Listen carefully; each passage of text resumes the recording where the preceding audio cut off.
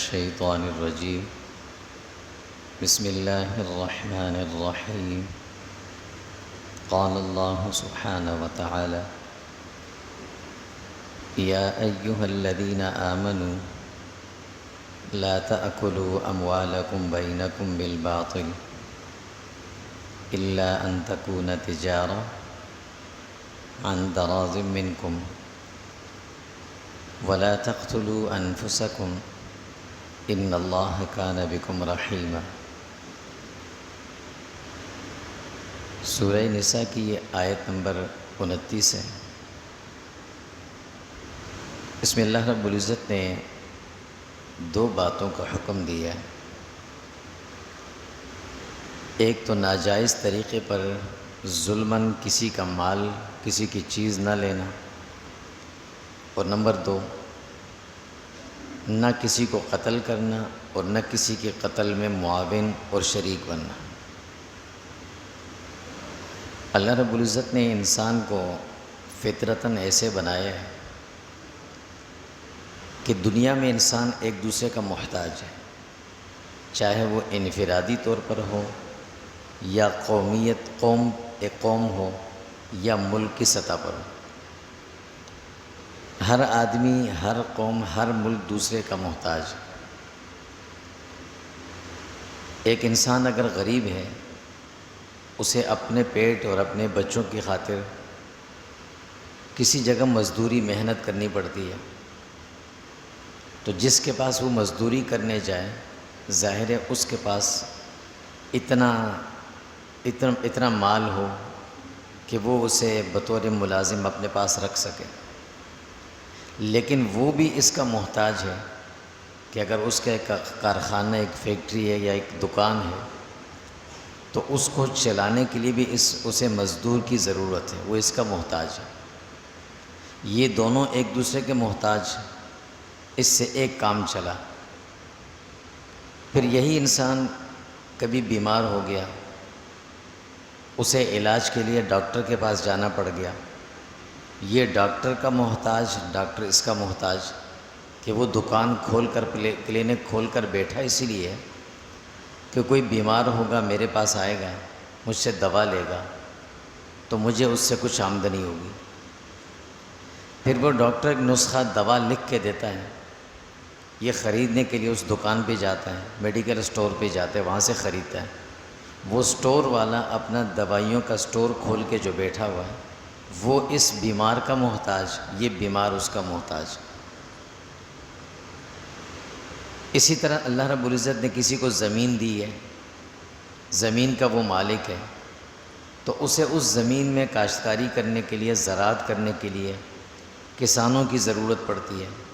پھر اس زمین سے جو پیداوار ہوتی ہے اسے آگے بیچنے کے لیے اس کو ضرورت ہے کہ آگے کوئی خریدار، کوئی آگے مل موجود ہو جو اس کی زمین سے پیدا ہونے والے غلے کو خریدے. وہ مل کا مالک، وہ اس زمیندار کا محتاج ہے کہ یہ اس کے پاس چیزیں لے کر جائے گا، وہ خریدے گا.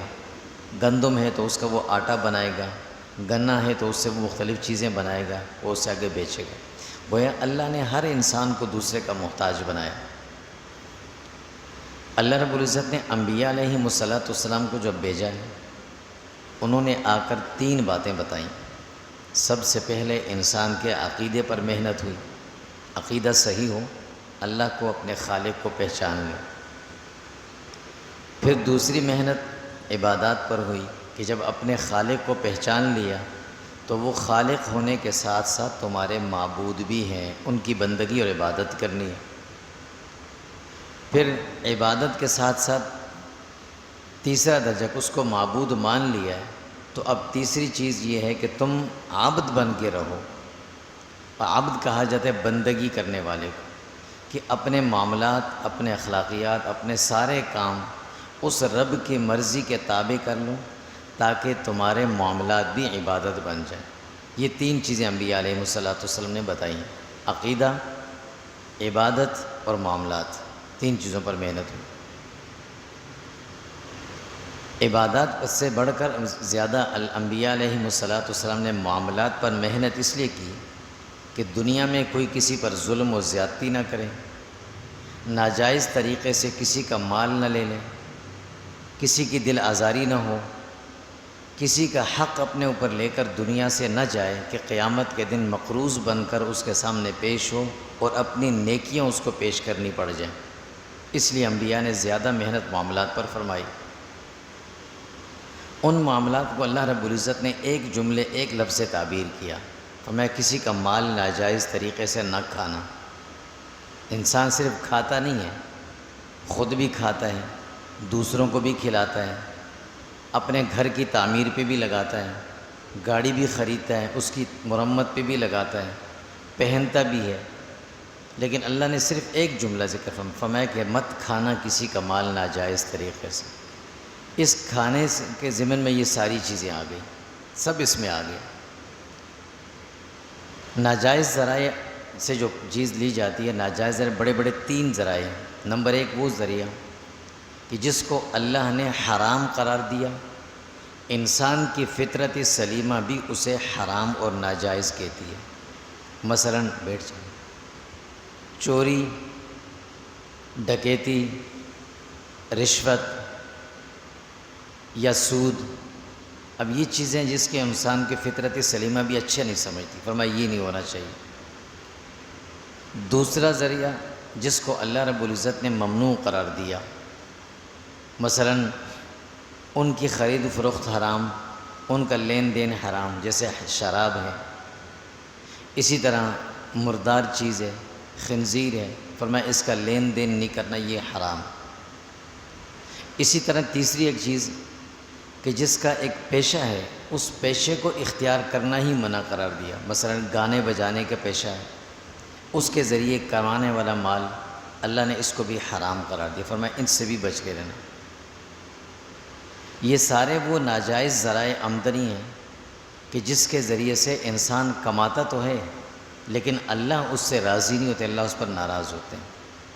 حضرت عبداللہ بن مسعود رضی اللہ تعالیٰ عنہ فرماتے ہیں کہ اللہ کے نبی صلی اللہ علیہ وسلم نے ارشاد فرمایا کہ جب انسان ناجائز ذرائع سے مال کماتا ہے، حرام ذرائع سے مال کماتا ہے، ممنوع راستوں سے مال کماتا ہے، تو اللہ رب العزت اس مال کا صدقہ بھی قبول نہیں کرتے ہیں، اس مال میں برکت بھی نہیں پیدا فرماتے ہیں، اور جب یہ کمانے والا دنیا سے چلا جاتا ہے تو یہ مال اس کے لیے توشہ جہنم بن جاتا ہے، جو پیچھے چھوڑ کے جاتا ہے۔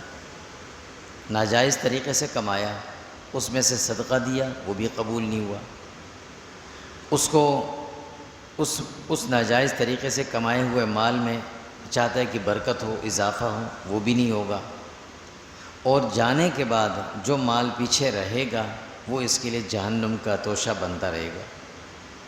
اس لیے اللہ رب العزت اس بات کو تاکیداً فرماتے ہیں کہ فرمایا کہ ذرائع آمدنی تمہارے جو پاک اور صاف ہونے چاہیے۔ عبداللہ بن مسعود رضی اللہ تعالیٰ عنہ کی ایک اور روایت فرماتے ہیں کہ اللہ کے نبی صلی اللہ علیہ وسلم نے فرمایا قیامت کے دن جب اللہ رب العزت بندوں کا حساب کریں گے نا، احتساب جسے کہتے ہیں ہوگا، تو اس میں فرمایا کہ لا تزول قدمہ، کوئی آدمی اپنی جگہ سے ہل نہ پائے گا جب تک وہ 5 سوالوں کا جواب نہ دے۔ ان میں سے 2 سوال یہ ہوں گے کہ یہ بتاؤ تمہارے پاس جتنا بھی مال تھا وہ کس طریقے سے آیا تھا، کن کن ذرائع سے تم نے کمایا تھا، اس کا حساب دو۔ اور پھر ایک سوال یہ ہوگا کہ وہ کمایا ہوا مال تم نے کن کن راستوں پہ خرچ کیا تھا، اس کا حساب دو۔ یہ حساب ضرور ہوگا۔ اس لیے اللہ رب العزت نے خاص طور پر اس کی تاکید فرمائی یا ایھا الذین آمنوا، اے ایمان والو۔ اللہ رب العزت اپنے ماننے والوں کو حکم دیتے ہیں، جو اللہ کو نہ مانے وہ اللہ کی کیا مانے، اللہ سے کو ان سے کوئی سروکار نہیں، کوئی غرض نہیں۔ ہاں جنہوں نے اللہ کو مانا ہے تو اللہ کو ماننے کا تقاضا یہ ہے کہ پھر اللہ کی بھی مانی جائے۔ تو اللہ کہتے ہیں جب تم مجھ پر ایمان لائے ہو نا تو اب میری بات مانو۔ فرمایا لا تأکلوا اموالکم بینکم بالباطل، آپس میں ایک دوسرے کے مال کو باطل طریقے سے، ناجائز طریقے سے نہ کھاؤ۔ ناجائز طریقے پر ایک دوسرے کا مال لے کر مت کھاؤ۔ کسی کا مال کسی بھی ناجائز ذرائع سے، کسی بھی اس طریقے سے کہ جس ذرائع سے لینے والا بھی کہے کہ یار یہ تو اچھا نہیں ہے، وہ کہے یا نہ کہے، جس سے لیا گیا ہے وہ اچھا نہ سمجھے، تو فرمایا اس طریقے پر ایک دوسرے کا مال ہرگز مت کھانا۔ اللہ نے جو زکوٰۃ کا طریقہ رکھا ہے نا، یہ کیوں رکھا ہے کہ جو آدمی، جو مسلمان یہ کوشش کرے کہ میرے مال میں کسی کا مال ناجائز طریقے سے، کسی کا مال میرے مال میں شامل نہ ہو جائے، میں اس سے بچوں، تو کوشش تو وہ کرتا ہے، لیکن کبھی ایسا بھی ہو سکتا ہے کہ انجانے میں، لا علمی میں کسی کا مال آپ کے مال میں شامل ہو گیا، آپ کو پتہ ہی نہیں، تو اس سے مال کی صفائی کیسے ہو؟ اللہ نے اس کا ایک نصاب رکھا کہ جب سال پورا ہو جائے تو اس میں سے ایک مخصوص مقدار 2.5% نکال کر کسی کو دے دینا، تاکہ وہ جو کسی کا انجانے میں مال تمہارے مال میں آ گیا ہو نا، اس کی تلافی ہو جائے، اس سے بچ جائے۔ باقی اگر تمہیں پتہ ہے کہ کسی کا مال تمہارے مال میں شامل ہو گیا ہے تو وہ تم نے خود نکال کر اس کو واپس دینا ہے۔ اللہ فرماتے ہیں ناجائز طریقے پر کسی کی مرضی کے بغیر کسی کا مال مت کھانا، ہاں الا ایک صورت ہے ایک دوسرے کا مال کو لینے اور کھانے کا، ان تکون تجارہ، آپس میں تجارت ہو، لین دین ہو، خرید اور فروخت ہو، یہ جائز ہے۔ دنیا میں انسان جب کسی جائیداد کا یا کسی پیسے یا مالک کسی بھی چیز کا مالک بنتا ہے، اس کی کئی صورتیں ہیں۔ ایک صورت تو یہ ہے کہ انسان تجارت کرتا ہے، کماتا ہے، یا محنت مزدوری کرتا ہے، کماتا ہے۔ دوسری صورت مال اس کو وراثت میں ملتا ہے، وہ اس کا مالک ہے۔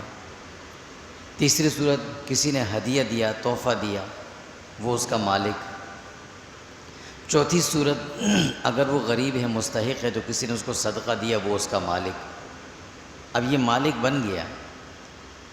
مال کے ملکیت کے حاصل کرنے کے بہت سے ذرائع ہیں، لیکن اللہ نے صرف ایک کا ذکر کیا، تجارہ، کہ آپس میں لین دین تجارت کے ذریعے ہونا چاہیے، وہ جائز ہے۔ باقیوں کا ذکر نہیں کیا، اس لیے کہ پوری دنیا کے اندر جو مال کے انتقال کے طریقے ہیں کہ ایک جگہ سے دوسری جگہ جاتا ہے، وہاں سے یہاں آتا ہے، اس میں 80% جو نظام ہے وہ تجارت والا ہی ہے۔ وراثت میں بہت کم کسی کو ملتا ہے، یا تحفہ یا ہدیہ یا صدقہ بہت کم کسی کو ملتا ہے جو مالک بنتا ہے، لیکن تجارت، لین دین، خرید فروخت یہ ہر آدمی کرتا ہے، ہر آدمی۔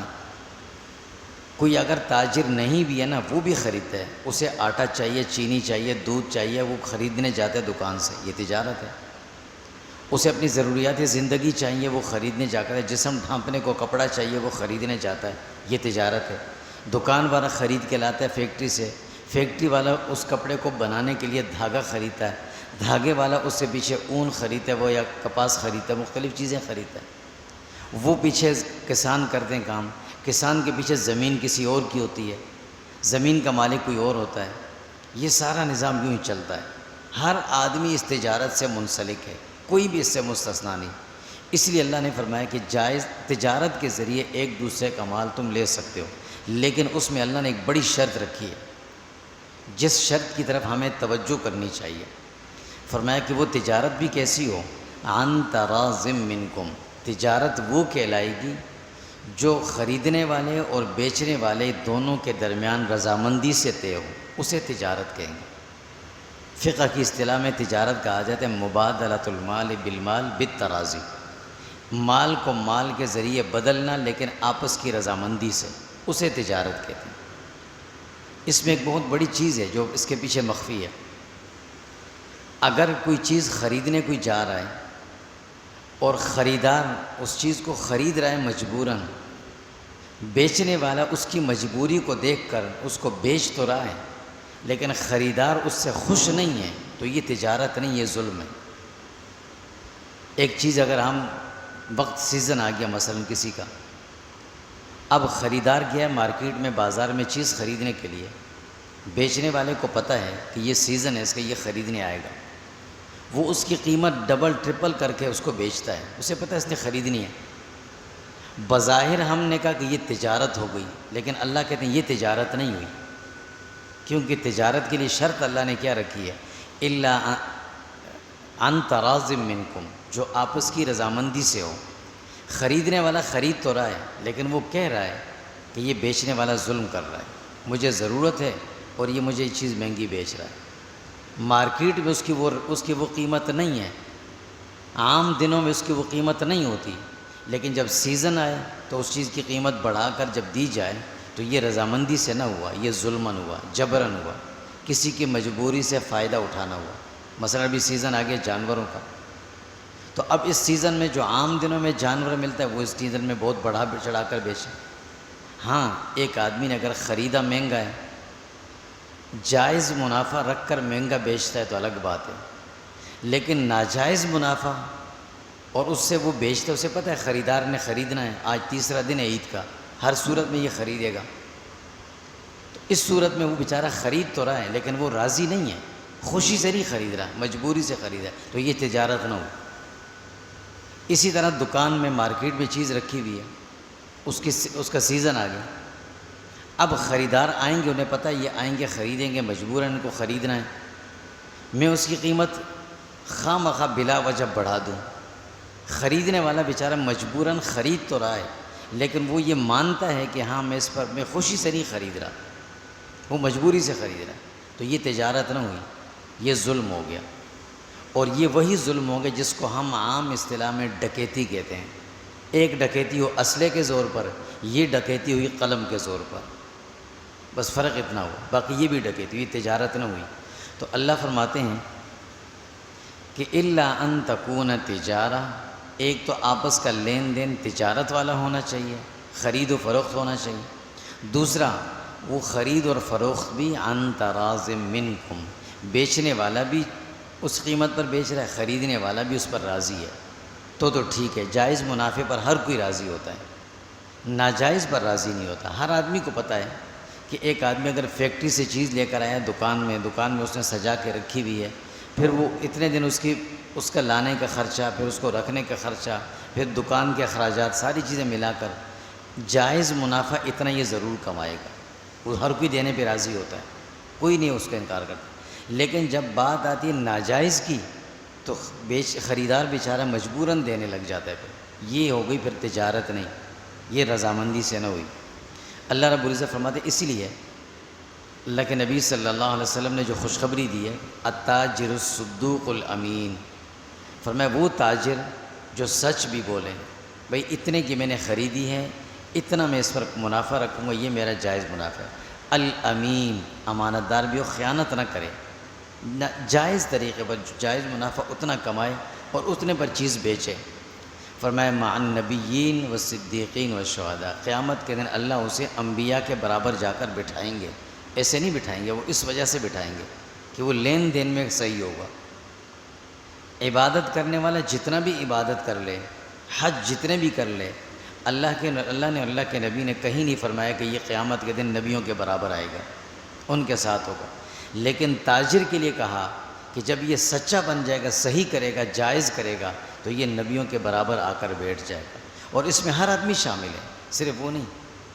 تجارت صرف بیچنے کا نام نہیں ہے، یہ جو آج کل ہم کہتے ہیں نا تعلیمی ادارے، وہاں پر بھی یہی اصول لاگو ہوتے ہیں، تعلیمی ادارے ہو گئے وہاں پر بھی یہی اصول لاگو ہیں۔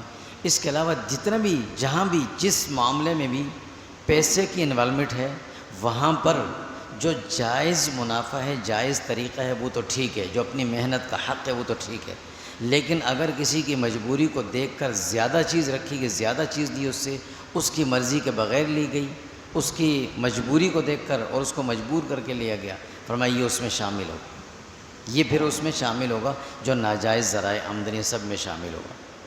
کوئی بھی ذریعہ ہو، کرایہ ہو، مکان کا کرایہ، دکان کا کرایہ، یا اسی طریقے سے گاڑی کا کرایہ، کوئی بھی چیز ہو، ناجائز لیں گے تو یہ اس میں شامل ہوگا، جائز طریقے پہ لیں گے تو یہ ان سچے تاجروں میں شامل ہوگا۔ پوری دنیا کے اندر جو اس وقت جو ایک نفسہ نفسی کی کیفیت ہے نا، ہر آدمی دوسرے سے کو بری نظر سے دیکھتا ہے، اپنے مفاد کو دیکھتا ہے، دوسرے کے نقصان کو نہیں دیکھتا۔ اس کی وجہ کیا ہے؟ اس کی وجہ یہ کہ تجارت لین دین میں اخلاص نہیں ہے، لین دین صحیح نہیں ہے۔ جب لین دین صحیح ہوگا نا تو کوئی آدمی دوسرے کے مال پہ نظر نہیں کرے گا، دوسرے کے بارے میں غلط سوچ ہی نہیں رکھے گا۔